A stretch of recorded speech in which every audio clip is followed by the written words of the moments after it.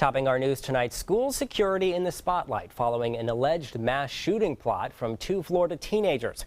Deputies report students at the Villages Charter Middle School in Sumter County alerted the school resource officer that two of their classmates were planning an attack.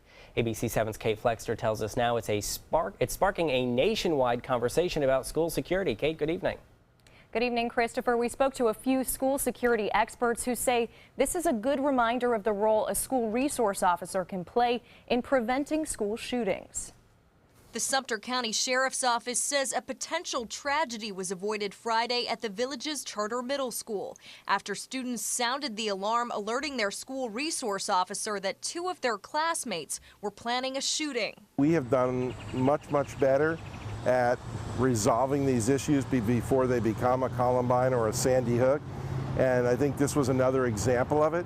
Executive Director for the School Safety Advocacy Council, Kurt Lavarello, says school safety is now a precise and high-tech operation, but insists no amount of technology competes with involvement in a school community. There's a lot of great technology out there with cameras and panic buttons, but the most important thing any school can do are the people things. Lavarello points to a study from the Safe School Initiative following Columbine that found more than 80% of students and former students who committed targeted attacks at schools talked about it before carrying it out.